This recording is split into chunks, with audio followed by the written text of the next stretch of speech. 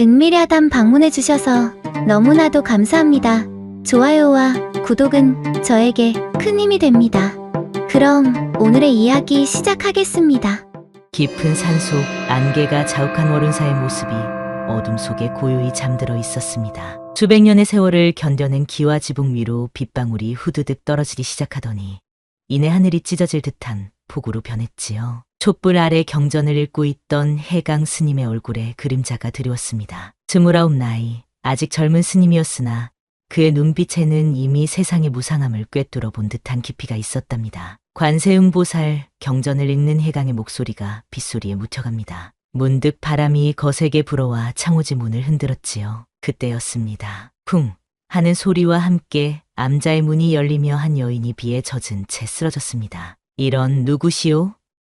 해강은 당황하여 경전을 내려놓고 여인에게 다가갔습니다. 여인의 얼굴은 창백했고 비단 옷은 빗물에 흠뻑 젖어 있었지요. 분명 평범한 백성은 아니었습니다. 고운 손가락, 갸름한 얼굴선, 그리고 정갈하게 빗어 넘긴 머리카락까지 모든 것이 고귀한 집안의 규수임을 말해주고 있었습니다. 해강은 잠시 망설였습니다. 속세와의 인연을 끄는 스님이 여인을 돌봐야 하는 상황이 당혹스러웠지요. 하지만 중생을 구제하는 것이 부처의 가르침이라 생각하며 여인에게 따뜻한 차를 내어주었습니다. 괜찮으십니까? 어찌하여 이런 깊은 산중에 홀로? 여인은 천천히 눈을 떴고 그 눈빛의 해강은 순간 가슴이 철렁 내려앉는 감정을 느꼈답니다. 그 눈에는 깊은 슬픔과 두려움이 가득했습니다.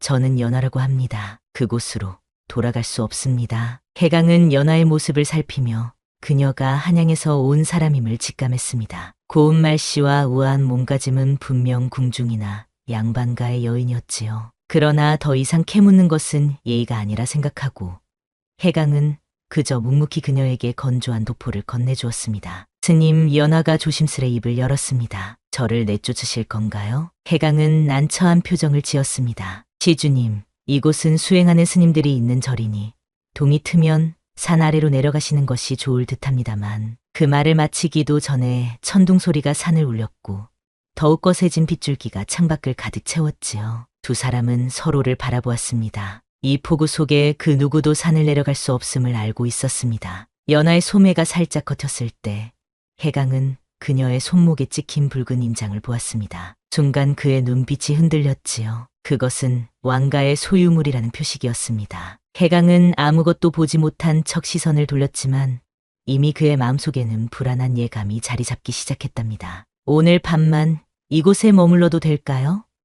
연하의 목소리에는 간절함이 묻어 있었습니다. 해강은 잠시 침묵했습니다. 부처님의 가르침대로 중생을 외면할 수 없었지요. 그리하시오. 하지만 내일 아침이면 네, 알고 있습니다. 감사합니다. 스님, 연하의 눈에는 안도의 빛이 어렸습니다. 빗소리가 점점 더 커지는 가운데 해강은 작은 암자의 한쪽 구석에 자리를 마련해 주었습니다. 연하는 그 자리에 조용히 앉아 무릎을 껴안고 있었지요. 불빛에 비친 그녀의 모습은 마치 한 폭의 그림 같았습니다. 해강은 자신도 모르게 그 모습에 시선이 머물다가 문득 정신을 차리고 경전으로 눈을 돌렸습니다. 스님께서는 어찌하여 이런 깊은 산속에 계시나요? 연하가 조심스럽게 물었습니다. 해강은 잠시 경전을 내려놓으며 대답했습니다. 산은 높고 물은 맑으니 부처의 진리를 깨닫기에 더할 나위 없지요. 세상의 번뇌를 피해 오신 건가요? 연하의 눈빛이 흔들렸습니다. 모든 인연에는 이유가 있는 법입니다. 시주님께서도 이유 있어 이곳에 오셨겠지요.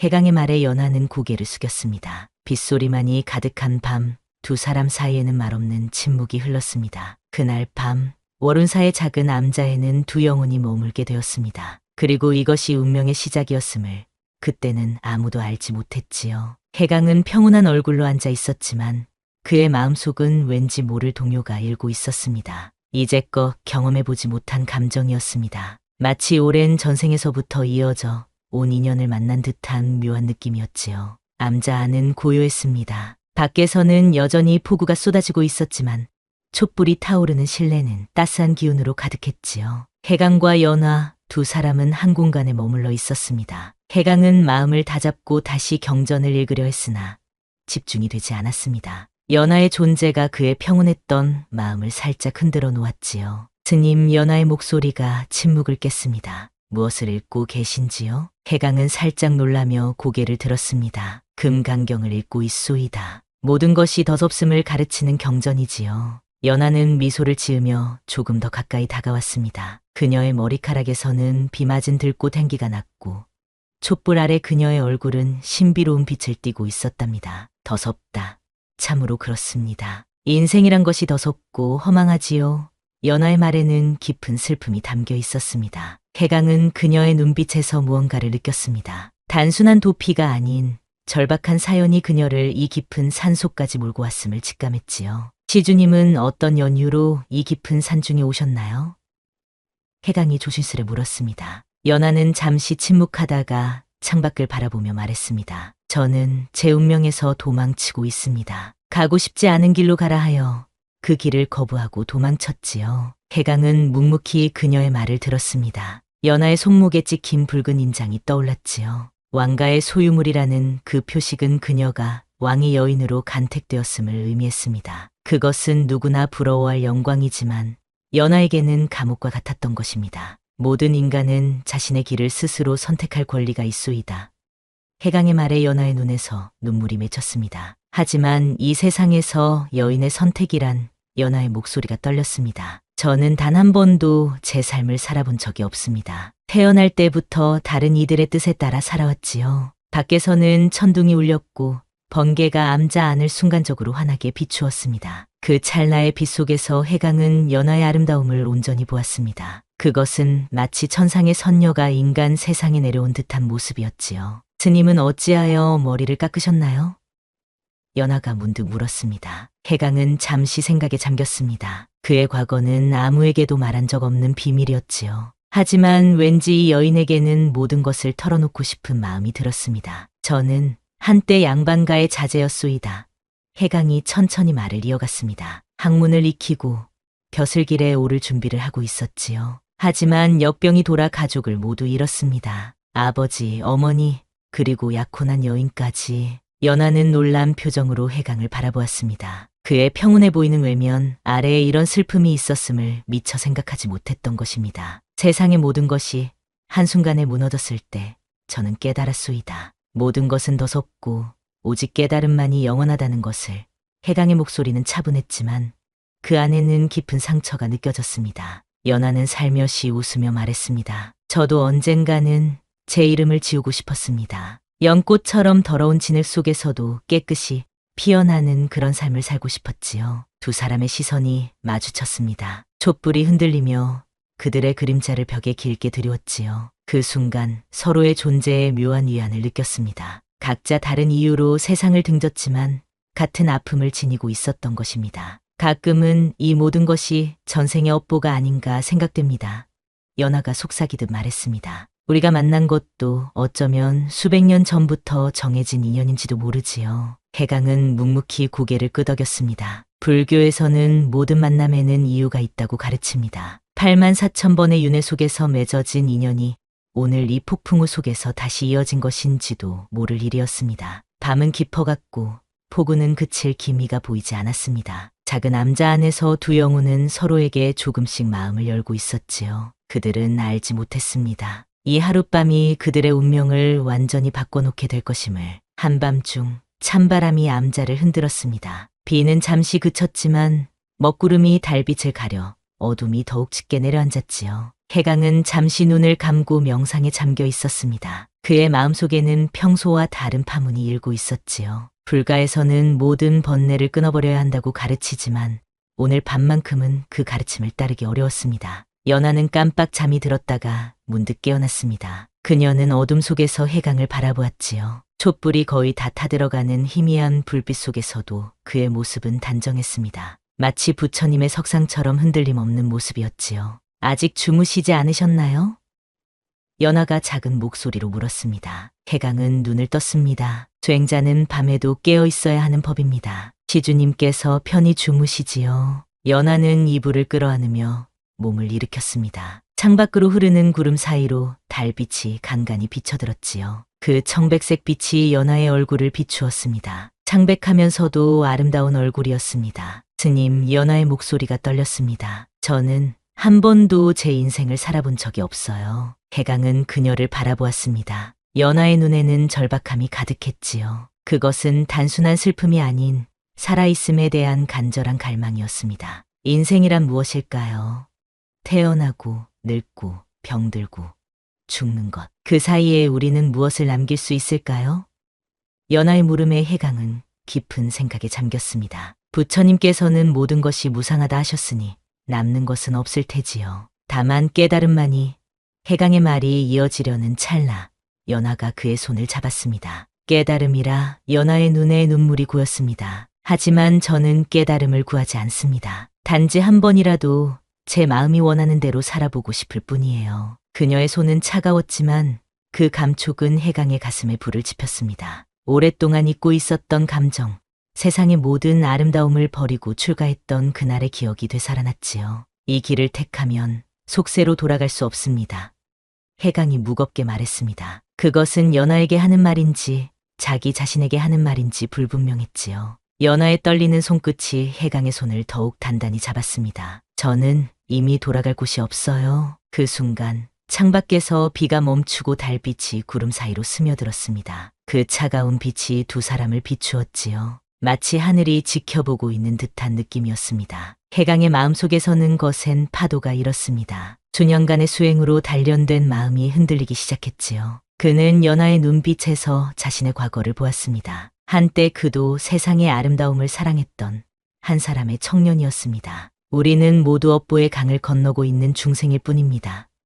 해강이 낮은 목소리로 말했습니다. 때로는 그 물결에 몸을 맡기는 것도 하나의 방법일지도 모르지요. 연하의 눈에서 눈물이 흘러내렸습니다. 그 눈물방울이 그녀의 뺨을 타고 내려와 두 사람의 맞잡은 손 위에 떨어졌지요. 마치 운명의 인장이 찍히는 순간 같았습니다. 단 하룻밤만이라도 연하의 목소리는 바람 같았습니다. 진정한 삶을 느끼고 싶어요. 해강의 마음속에서는 격렬한 전쟁이 벌어지고 있었습니다. 부처의 가르침과 한 인간으로서의 마음이 충돌하는 순간이었지요. 그의 손이 미세하게 떨렸습니다. 연하는 천천히 그에게 다가갔습니다. 그녀의 숨결이 해강의 얼굴에 닿았지요. 그것은 봄날의 화초처럼 향기로웠습니다. 이것이 운명이라면. 해강의 목소리가 나직이 흘러나왔습니다. 두 사람의 그림자가 벽에 하나로 겹쳐졌습니다. 창밖에서는 달이 구름 속으로 사라지고 어둠이 그들을 감쌌지요. 그 어둠 속에서 두 영혼은 세상의 모든 운명과 법도를 잊었습니다. 마치 태초의 시간으로 돌아간 듯 오직 서로의 존재만이 전부인 순간이었습니다. 밤이 깊어갈수록 그들은 더 깊은 곳으로 빠져들었습니다. 인간의 감정이란 그 어떤 계율보다도 강했지요. 해강이 평생 지켜온 모든 맹세가 이 한순간 앞에서는 무력했습니다. 그것은 금기를 넘어선 선택이었지만 두 사람 모두 돌이킬 수 없는 강을 건너고 있었습니다. 달빛이 다시 창문으로 스며들었을 때 그들의 마음은 이미 영원히 하나가 되어 있었습니다. 새벽녘 동쪽 하늘이 희미하게 밝아오기 시작했습니다. 산속의 안개가 피어오르며 월운사를 자욱하게 감쌌지요. 연하는 조용히 잠에서 깨어났습니다. 그녀의 눈에는 이전에 없던 평온함이 깃들어 있었습니다.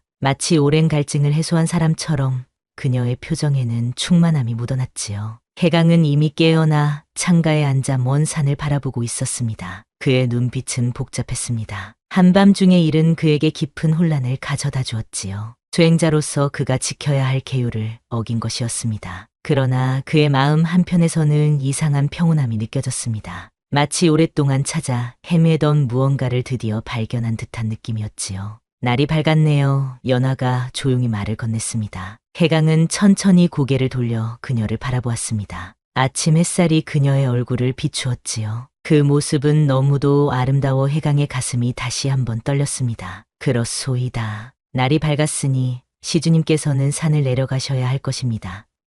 해강의 목소리는 담담했지만 그 안에는 깊은 아쉬움이 배어 있었습니다. 연하는 느릿하게 일어나 자신의 옷매무새를 가다듬었습니다. 비에 젖었던 옷은 이미 말라 있었지요. 그녀는 침묵 속에서 떠날 준비를 했습니다. 두 사람 모두 지난밤의 일에 대해 더 이상 언급하지 않았습니다. 그것은 말로 표현할 수 없는 너무도 소중한 기억이었으니까요. 스님, 연하가 문 앞에 서서 돌아보았습니다. 어젯밤 저에게 인생을 선물해 주셔서 감사합니다. 해강은 고개를 숙인 채 대답했습니다. 모든 것은 운명이었을 뿐입니다. 지주님께서도 무사하시길 바랍니다. 연하는 마지막으로 미소를 지었습니다. 그 미소는 슬픔과 기쁨이 뒤섞인 복잡한 감정을 담고 있었지요. 이제 저는 제 운명으로 돌아갑니다. 비록 그것이 어떤 결말을 가져올지 알고 있지만 해강은 그녀의 말뜻을 이해하지 못했습니다. 다만 그녀가 선택한 길이 험난할 것임을 직감적으로 느꼈을 뿐이었지요. 그는 말없이 그녀를 바라보았습니다. 눈빛 속에는 말로 표현할 수 없는 깊은 감정이 담겨 있었습니다. 연하는 천천히 몸을 돌려 암자의 문을 열었습니다. 아침 햇살이 그녀의 실루엣을 황금빛으로 물들였지요. 그 순간 해강은 그녀가 정말로 연꽃처럼 빛나는 존재임을 느꼈습니다. 더러운 진흙 속에서도 순수한 아름다움을 간직한 꽃처럼 연하 역시 가혹한 운명 속에서도 자신만의 빛을 지니고 있었습니다. 그러나 문이 열리는 순간 예상치 못한 광경이 펼쳐졌습니다. 월운사의 마당에는 붉은 관복을 입은 관원들이 도열해 있었지요. 그들의 험악한 표정과 허리에 찬 검이 불길한 기운을 발산하고 있었습니다. 저들은 연하의 목소리가 떨렸습니다. 그녀의 얼굴이 순식간에 창백해졌지요. 해강도 놀란 표정으로 문 밖을 바라보았습니다. 그들이 누구인지 단번에 알 수 있었습니다. 왕의 사신들이었습니다. 그들은 분명 연하를 찾아 여기까지 온 것입니다. 드디어 나타나셨군요. 해수공주님, 선두의 성관원이 냉랭한 목소리로 말했습니다. 그의 시선은 연하를 꿰뚫고 있었지요. 해강은 놀라움을 감추지 못했습니다. 해수공주라니 연하는 왕실의 여인이었단 말입니까? 그는 혼란스러운 표정으로 연하를 바라보았습니다. 연하는 힘없이 고개를 숙였습니다. 그들은 나를 데리러 온 사람들이에요.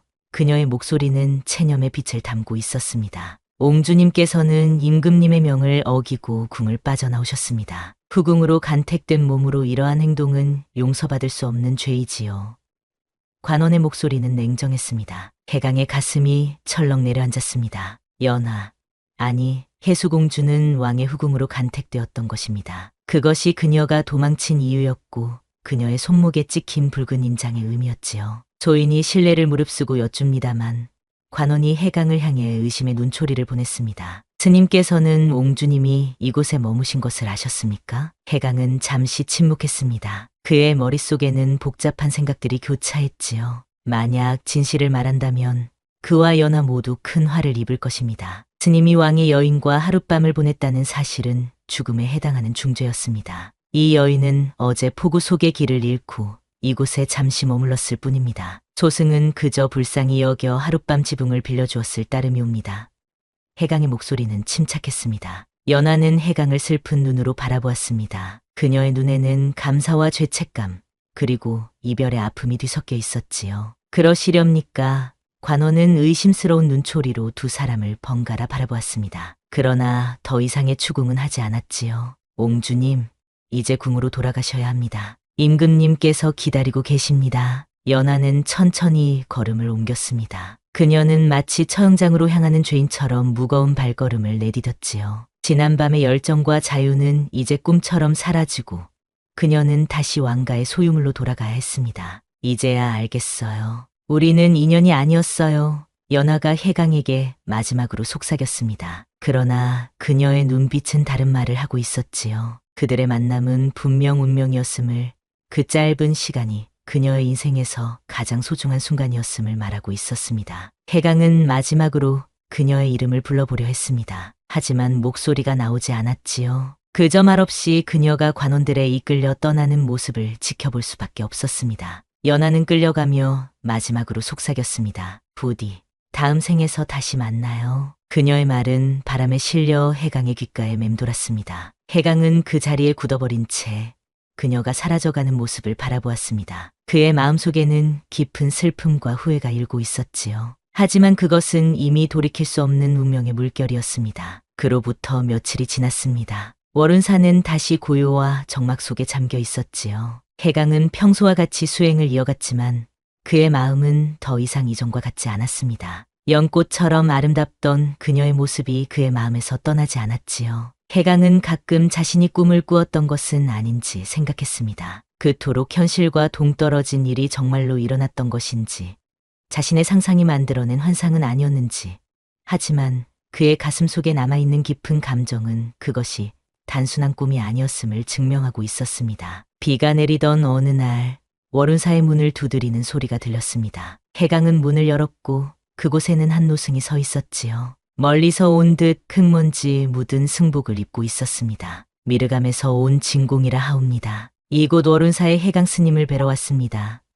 노승의 목소리는 나직했지만 단호했습니다. 해강은 그를 암자로 맞이했습니다. 멀리서 오셨는데 무슨 일로 소승을 찾아오셨습니까? 진공 스님은 잠시 망설이다가 입을 열었습니다. 한양에서 소식을 전하러 왔소이다. 해수공주께서 병사하셨다는 소식입니다. 해강의 얼굴이 창백해졌습니다. 가슴 속에서 무언가가 무너져 내리는 듯한 느낌이었지요.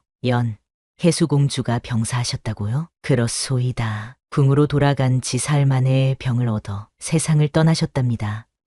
진공스님의 목소리에는 슬픔이 묻어 있었습니다. 해강은 말없이 자리에 주저앉았습니다. 연하가 죽었다니 그 생각만으로도 가슴이 찢어질 듯했습니다. 그는 흔들리는 손으로 차를 따랐지만 차가 넘쳐 바닥에 쏟아졌지요. 그런데 어찌 그 소식을 소승에게 전하러 오셨습니까?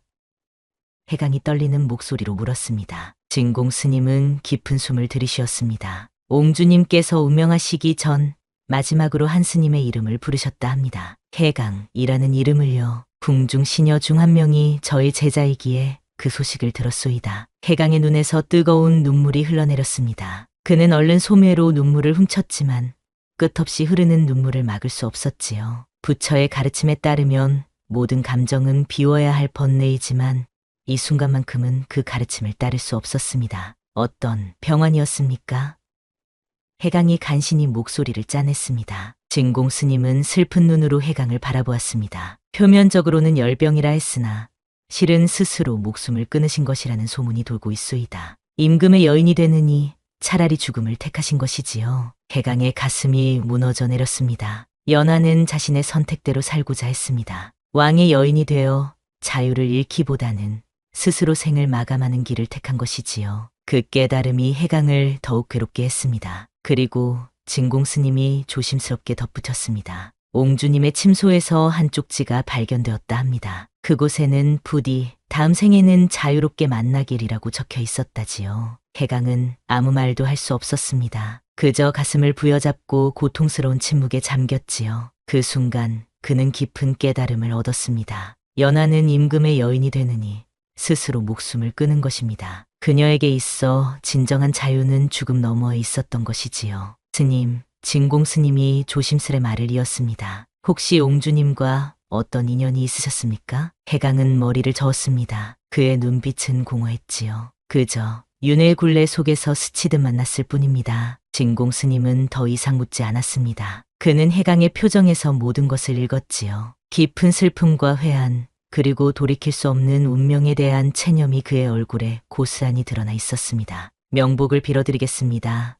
진공 스님이 일어서며 말했습니다. 그리고 스님께서도 마음의 평안을 찾으시길 바랍니다. 진공 스님이 떠난 후 해강은 홀로 남겨졌습니다. 그날 밤 그는 연하가 머물렀던 남자의 홀로 앉아 촛불을 밝혔지요. 창밖에는 다시 비가 내리기 시작했습니다. 처마 끝에서 떨어지는 빗방울 소리가 마치 누군가의 울음소리처럼 들렸습니다. 바람이 불어와 창호지가 흔들렸습니다. 그때였습니다. 희미한 바람결에 실려온 듯 어디선가 목소리가 들려왔습니다. 스님, 나를 불러주오. 해강은 놀라 주위를 둘러보았지만 아무도 없었습니다. 그것은 환청이었을까요? 아니면 정말로 연하의 영혼이 그를 찾아온 것일까요? 그는 알 수 없었습니다. 다만 그 순간 그의 가슴 속에 묘한 위안이 찾아왔지요. 해강은 조용히 목탁을 두드리며 기도를 시작했습니다. 그것은 연하의 영혼을 위한 것이기도 했고 자신의 아픈 마음을 달래기 위한 것이기도 했습니다. 기도 소리가 암자를 채우는 동안 그의 마음속에는 연하와의 추억이 아름다운 꽃처럼 피어올랐습니다. 다음 생에는 반드시 다시 만나리라. 해강의 입술이 작게 움직였습니다. 그것은 맹세였습니다. 이 생에서 이루지 못한 사랑을 다음 생에서는 완성하리라는 굳은 약속이었지요. 창밖으로 비가 그치고 구름 사이로 달빛이 스며들었습니다. 그 차가운 빛이 해강의 얼굴을 비추었을 때 그의 눈에는 더 이상 눈물이 없었습니다. 오직 깊은 깨달음과 평온함만이 자리 잡고 있었지요. 세월은 흘러 벌써 몇 해가 지났습니다. 해강은 세상과 인연을 끊고 더욱 깊은 산속으로 들어가 수행에 전념했지요. 연하와의 짧은 만남은 그의 삶에 깊은 흔적을 남겼습니다. 더 이상 세속의 욕망에 마음이 흔들리지 않았고 오직 깨달음의 길만을 걸었습니다. 그러나 매년 연하가 떠난 그날이 되면 해강은 반드시 하루 동안 작은 제단을 만들어 그녀를 위한 기도를 올렸지요. 깊은 산사에서의 고행으로 해강의 명성은 점차 퍼져나갔습니다. 멀리서도 그의 가르침을 듣기 위해 스님들과 속세의 사람들이 찾아왔지요. 해강은 모든 이에게 자비로운 미소로 부처의 가르침을 전했습니다. 하지만 그 누구도 그의 마음속 깊은 곳에 자리한 슬픔을 알지 못했습니다. 어느 봄날 꽃이 피 흩날리는 오후였습니다. 산사 입구에 한 젊은 여인이 아이를 데리고 나타났지요. 여인은 30대 중반쯤으로 보였고 우아한 자태와 단정한 옷차림이 그녀가 평범한 백성은 아님을 말해주고 있었습니다. 그녀 곁에는 7살쯤 되어 보이는 소녀가 서 있었지요. 소녀는 맑은 눈동자로 주변을 호기심 어린 시선으로 바라보고 있었습니다. 해강 스님을 뵙고 싶습니다. 여인이 산사의 중전에게 공손히 말했습니다. 중전은 고개를 끄덕이며 그들을 안내했지요. 스님께서는 지금 법당에 계십니다. 따라오십시오. 여인과 소녀는 고개를 숙이며 중전을 따랐습니다. 법당으로 가는 길, 소녀는 끊임없이 주변을 둘러보았지요. 산사의 고요함과 아름다움에 매료된 듯했습니다. 어머니, 여기 참 고요하고 아름답지 않아요? 소녀가 작은 목소리로 말했습니다. 여인은 미소를 지으며 딸의 머리를 쓰다듬었습니다. 그렇구나. 이곳은 세상의 번뇌를 벗어난 곳이란다. 법당에 도착했을 때 해강은 촛불 앞에 앉아 명상을 하고 있었습니다. 그의 모습은 여전히 단정했으나 세월의 흐름이 얼굴에 깊은 주름을 남겼지요. 더 이상 젊은 스님이 아니었습니다. 죄행과 고통이 그의 얼굴에 깊은 흔적을 남겼지만 그 눈빛만은 여전히 맑고 깊었습니다. 스님, 시주님들이 뵙고자 합니다. 중전이 공손히 말했습니다. 해강은 천천히 눈을 떴습니다. 그의 시선이 여인과 소녀에게 머물렀지요. 순간 그의 눈빛이 흔들렸습니다. 소녀의 모습이 어딘가나 지겁기 때문입니다. 안녕하십니까, 스님. 여인이 공손히 절을 올렸습니다. 제 이름은 서씨라 하옵니다. 한양에서 왔습니다. 해강은 묵묵히 고개를 끄덕였습니다. 무슨 일로 이 깊은 산중까지 오셨소이까? 서씨는 잠시 망설이다가 말을 이었습니다. 스님께 드릴 말씀이 있어 찾아왔습니다. 여러 해 전 저는 궁중에서 시녀로 있었습니다. 해수공주님을 모시던 시녀였지요. 해강의 얼굴이 굳어졌습니다. 연하, 그 이름을 들으니 가슴이 다시 뛰기 시작했지요. 오랜 시간이 지났지만 그 상처는 아직도 아물지 않았습니다. 옹주님께서 운명하시던 날 저에게 한 아이를 맡기셨습니다. 서씨가 소녀를 바라보며 말했습니다. 이 아이의 이름은 연하입니다. 해강의 눈이 크게 떠졌습니다. 연하라고? 그는 소녀를 자세히 바라보았습니다. 소녀의 맑은 눈동자, 갸름한 얼굴선, 그리고 그 고운 미소, 모든 것이 그 여인을 닮아 있었지요. 해수공주님께서는 이 아이가 자라 7살이 되면 이곳 오른사의 해강 스님을 찾아오라 하셨습니다.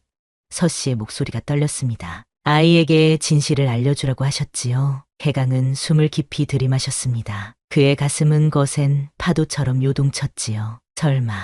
설마 이 아이가 옹주님께서 병으로 돌아가셨다고 세상에 알려졌지만 실은 아이를 출산하시다가 운명하신 것입니다. 서씨의 눈에 눈물이 고였습니다. 마지막 순간까지 스님의 이름을 부르셨지요. 해강의 손이 떨렸습니다. 그것은 그가 상상조차 하지 못했던 사실이었습니다. 연하가 그의 아이를 낳았다니, 그리고 그 아이가 바로 앞에 서 있다니. 제가 이 아이의 해강의 목소리가 갈라졌습니다. 서씨는 조용히 고개를 끄덕였습니다. 네, 스님. 연하는 스님과 옹주님 사이에서 태어난 아이입니다. 옹주님께서는 아이의 존재를 끝까지 숨기셨고 그 때문에 더욱 가혹한 형벌을 받으셨습니다. 하지만 그 와중에도 아이만은 지키고자 하셨지요. 소녀 연하는 호기심 어린 눈으로 해강을 바라보았습니다. 그녀는 아직 상황을 완전히 이해하지 못했지만 무언가 특별한 일이 벌어지고 있음을 느꼈지요. 스님, 이 아이의 이름은 연하입니다. 서씨가 소녀를 앞으로 이끌었습니다. 옹주님께서 마지막으로 남기신 말씀이 있습니다. 이 아이를 통해 우리의 인연은 계속될 것이라고 하셨습니다. 해강의 눈에서 뜨거운 눈물이 흘러내렸습니다. 그는 자신도 모르게 손을 뻗어 소녀의 얼굴을 감싸주었지요. 소녀의 피부는 따뜻했고 그 온기가 해강에 얼어붙은 가슴을 녹였습니다. 아버지, 소녀가 불현듯 입을 열었습니다. 그 순간 법당 안에 있던 모든 이들이 숨을 멈췄지요. 해강은 놀라움의 말을 잇지 못했습니다. 아무도 소녀에게 진실을 알려주지 않았는데 어찌 그녀가 알고 있는 것일까요? 어머니가 꿈에서 알려주셨어요. 소녀가 마치 해강의 생각을 읽기라도 한 듯 말했습니다. 어머니가 말씀하셨어요. 아버지는 산속에 계시다고, 그리고 언젠가 만나게 될 거라고. 해강은 깊은 숨을 내쉬었습니다. 그것은 단순한 우연이 아니었습니다. 윤회의 굴레 속에서 그들은 다시 만난 것이지요. 연하의 영혼은 떠났지만 그녀의 일부가 이 소녀를 통해 다시 돌아온 것입니다. 해강은 조용히 목탁을 두드렸습니다. 그 소리가 법당을 울렸을 때 그는 깊은 깨달음을 얻었습니다. 업보란 돌고 도는 것, 그들의 인연은 끝나지 않았습니다. 다만 다른 형태로 이어지고 있을 뿐이었지요. 해강은 부처의 가르침과 자신의 역할 사이에서 깊은 갈등에 빠졌습니다. 소녀 연하의 등장은 그의 마음에 큰 파문을 일으켰지요. 수행자로서 그는 모든 인연과 집착을 끊어야 했지만 아버지로서의 본능이 그의 마음을 흔들고 있었습니다. 며칠 동안 해강은 산속 바위에 앉아 깊은 명상에 잠겼습니다. 바람이 불고 비가 내려도 그는 움직이지 않았지요. 그의 마음속에서는 치열한 싸움이 벌어지고 있었습니다. 부처가 될 것인가, 아니면 한 사람의 아버지가 될 것인가. 한편 서씨와 소녀 연하는 산사의 객실에 머물며 해강의 결정을 기다렸습니다. 소녀는 매일 아침 법당에 가서 부처님께 예를 올렸고 낮에는 산사 주변을 거닐며 자연의 아름다움을 느꼈지요. 어머니, 아버지는 언제 돌아오실까요? 소녀가 창밖으로 산을 바라보며 물었습니다. 서씨는 한숨을 지었습니다. 스님께서는 큰 결정을 내리고 계신 거란다. 조금만 더 기다려보자. 일주일째 되는 날 아침, 해강이 마침내 산에서 내려왔습니다. 그의 얼굴은 더욱 수척해졌지만 눈빛에는 이전에 없던 단호함이 깃들어 있었지요. 그는 곧장 주지 스님을 찾아가 오랜 시간 대화를 나눴습니다. 그날 저녁, 해강은 서씨와 소녀 연하를 불렀습니다. 작은 정원에서 만난 세 사람은 한동안 말없이 서로를 바라보았지요. 생각해 보았소이다. 해강이 마침내 입을 열었습니다. 소승은 출가한 몸이라 속세로 돌아갈 수 없습니다. 그러나 아이의 아버지로서의 책임을 져버릴 수도 없지요. 서씨는 조용히 고개를 숙였습니다. 그녀는 이미 해강이 어떤 결정을 내릴지 짐작하고 있었습니다. 이 산사 아래 작은 마을이 있소이다. 그곳에 암자 하나를 세우고 아이가 성장할 때까지 가르침을 주고자 합니다. 해강의 목소리는 단호했습니다. 물론 서씨께서도 함께 하셔야 할 것이오. 소녀 연하의 눈이 반짝였습니다. 정말인가요? 아버지와 함께 살 수 있는 건가요? 해강은 미소를 지었습니다. 마음속 깊은 곳에서 따스한 감정이 일어났지요. 그렇소로. 하지만 나는 여전히 스님이니 아버지라 부르지 말고 스승이라 불러야 하오. 서씨는 해강에게 깊이 절을 올렸습니다. 스님의 은혜 평생 잊지 않겠습니다. 옹주님의 뜻을 이어갈 수 있게 되어 다행입니다. 그렇게 하여 해강과 소녀 연화 그리고 서씨는 산 아래 작은 마을에 암자를 세우고 함께 살게 되었습니다. 해강은 낮에는 마을 사람들에게 불법을 가르치고 저녁에는 소녀에게 글과 불경을 가르쳤지요. 소녀는 총명하여 금방 배웠고 그녀의 맑은 영혼은 주변 사람들에게 밝은 기운을 전했습니다. 세월이 흘러 소녀 연하는 15살이 되었습니다. 그녀는 아름다운 처녀로 성장했고 총명함과 인자함으로 마을 사람들의 존경을 받았지요. 해강은 그녀를 볼 때마다 옛 연하를 떠올렸습니다. 같은 이름, 같은 얼굴, 하지만 운명은 달랐지요. 이 소녀는 자유로운 영혼으로 자라났습니다. 스승님, 어느 날 소녀가 해강에게 다가왔습니다. 저에 대해 더 많은 것을 알고 싶습니다. 어머니는 어떤 분이셨나요? 해강은 깊은 숨을 내쉬었습니다. 그는 이 순간이 언젠가 올 것임을 알고 있었지요. 내 어머니는 연꽃처럼 아름다운 사람이었다. 진흙 속에서도 순결함을 잃지 않는 그런 사람이었지. 어머니와 스승님은 어떻게 만나셨나요? 소녀의 눈빛이 호기심으로 빛났습니다. 해강은 잠시 생각에 잠겼습니다. 그날의 폭우, 암자의 문을 두드린 소리, 그리고 그 이후의 모든 일들이 그의 마음속에 선명하게 그려졌지요. 그것은 운명이었단다. 폭풍우 치는 밤, 내 어머니는 이 세상의 모든 흐름을 거슬러 내게 왔지. 그리고 우리는 단 하룻밤에 인연을 맺었단다. 해강의 목소리가 떨렸습니다. 소녀는 조용히 고개를 끄덕였습니다. 그녀는 자신이 세상의 법도를 어긴 사랑의 결실임을 이미 알고 있었지요. 하지만 그녀의 마음에는 원망이 아닌 감사함이 가득했습니다. 어머니는 저를 위해 목숨을 바치셨군요.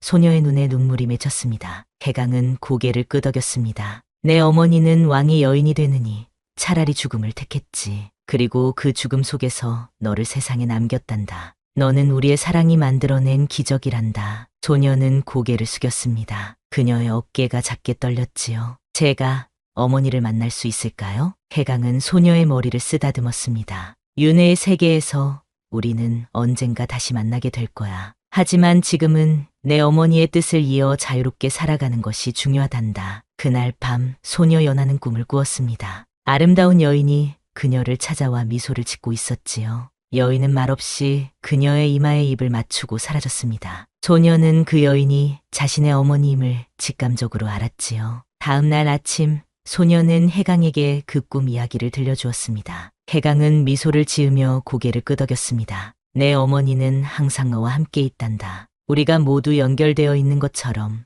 해강의 눈에는 깊은 깨달음의 빛이 어렸습니다. 그렇게 세월은 흘러갔습니다. 소녀 연하는 20살이 되었고 해강의 가르침 아래 지혜롭고 자비로운 여인으로 성장했지요. 그녀는 마을 사람들을 돕고 아픈 이들을 치료하는 일에 헌신했습니다. 마치 전생의 업보를 풀기라도 하듯 그녀는 자신의 삶을 타인을 위해 바쳤습니다. 해강은 그런 그녀를 지켜보며 깊은 자부심을 느꼈습니다. 비록 그는 아버지라는 이름을 드러내지 못했지만 스승으로서 그녀의 성장을 돕고 지켜볼 수 있었지요. 그것만으로도 그의 마음은 충만했습니다. 업보란 돌고 도는 것, 우리는 또 다시 만나게 될 것이오.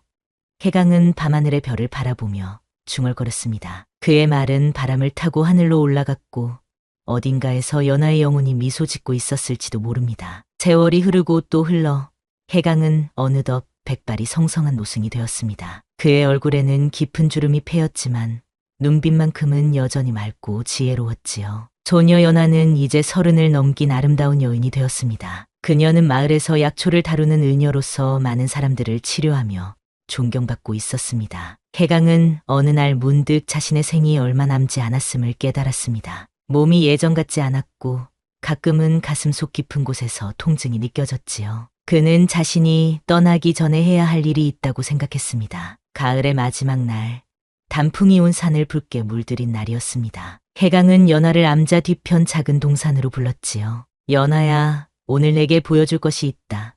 해강의 목소리는 나이 탓인지 조금 떨렸습니다. 연하는 조용히 고개를 끄덕이며 그를 따랐습니다. 그녀는 이미 해강이 자신의 아버지임을 알고 있었지만 스승으로 존경하며 살아왔지요. 그것이 서로에게 가장 좋은 방법이라 생각했기 때문입니다. 두 사람은 동산 꼭대기에 이르렀습니다. 그곳에는 오래된 느티나무 한 그루가 서 있었고 그 아래에는 작은 봉분이 있었지요. 이곳은 연하가 조심스레 물었습니다. 해강은 깊은 숨을 내쉬었습니다. 내 어머니의 묘란다. 연하의 눈이 크게 떠졌습니다. 어머니가 여기 계셨나요?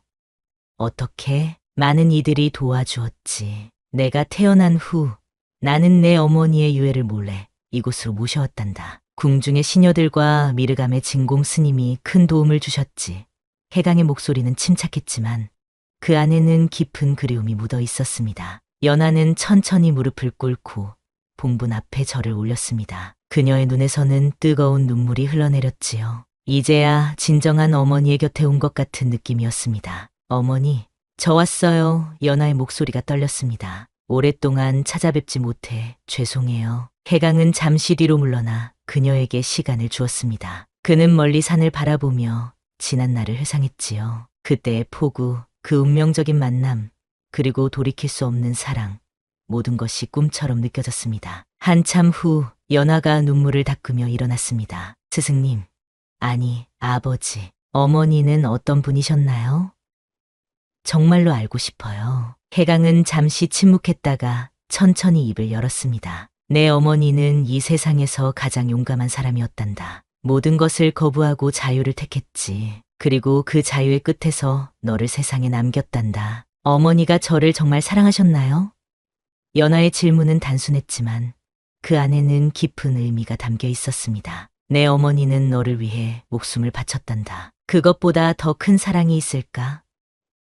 해강의 눈에서도 눈물이 흘러내렸습니다. 수십 년의 세월이 지났지만 아직도 그 상처는 아물지 않았지요. 연하는 고개를 끄덕였습니다. 그녀의 마음은 슬프면서도 따뜻했습니다. 비로소 자신의 뿌리를, 자신이 누구인지를 온전히 알게 된 기분이었지요. 나도 이제 얼마 남지 않았다. 해강이 문득 말을 꺼냈습니다. 내 어머니를 만나러 갈 시간이 가까워졌구나. 연하는 놀라 해강을 바라보았습니다. 그런 말씀 마세요. 아버지는 아직. 해강은 미소를 지었습니다. 모든 생명은 태어나고 죽는 법이란다. 나는 이미 오래 살았고 내가 잘 자라난 것을 보았으니 여한이 없단다. 그날 이후로 해강의 건강은 급속도로 나빠졌습니다. 그는 대부분의 시간을 암자에서 명상하며 보냈고 연하는 그의 곁을 떠나지 않았지요. 저 씨도 그들과 함께했습니다. 그녀는 이미 백발이 되었지만 여전히 연하를 딸처럼 돌보았지요. 겨울에 첫눈이 내리던 날 해강은 연하와 서 씨를 불렀습니다. 내가 가진 것은 많지 않지만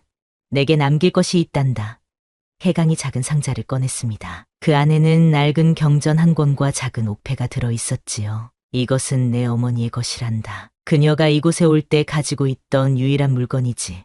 해강이 옥패를 연하에게 건넸습니다. 연하는 조심스럽게 옥패를 받아들었습니다. 그것은 연꽃 모양으로 정교하게 조각되어 있었고 뒷면에는 작은 글자가 새겨져 있었지요. 자유로운 영혼에게라는 글자였습니다. 그리고 이 경전은 내가 평생 읽었던 것이란다. 내가 힘들 때마다 이 안에서 위안을 찾길 바란다. 해강이 경전을 건넸습니다. 연하는 눈물을 참으며 그것들을 받아들였습니다.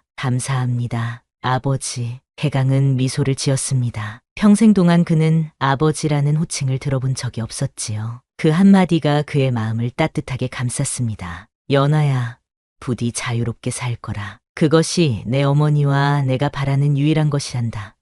해강의 목소리가 점점 약해졌습니다. 며칠 후 해강은 조용히 눈을 감았습니다. 그의 얼굴에는 평온한 미소가 머물러 있었지요. 마치 오랜 여행을 마치고 집으로 돌아가는 사람처럼 편안해 보였습니다. 연하는 아버지의 유해를 어머니의 묘 옆에 모셨습니다. 두 봉분이 나란히 있는 모습은 마치 오랫동안 기다려온 재회처럼 보였지요. 몇 년 후 연하는 작은 암자를 세워 사람들을 돕는 일을 계속했습니다. 그녀는 결혼하지 않고 평생을 홀로 살았지만 그녀의 삶은 외롭지 않았습니다. 많은 사람들이 그녀를 찾아왔고 그녀는 아버지의 지혜와 어머니의 용기를 그들에게 전했지요. 어느 봄날 벚꽃이 흩날리는 오후였습니다. 노년이 된 연하는 느티나무 아래 두 봉분 앞에 앉아 있었습니다. 그녀의 머리카락은 이미 하얗게 변했지만 눈빛만큼은 여전히 맑고 영롱했지요. 아버지, 어머니, 저는 행복했습니다. 연하가 속삭였습니다. 당신들이 남겨주신 사랑으로 저는 자유롭게 살 수 있었어요.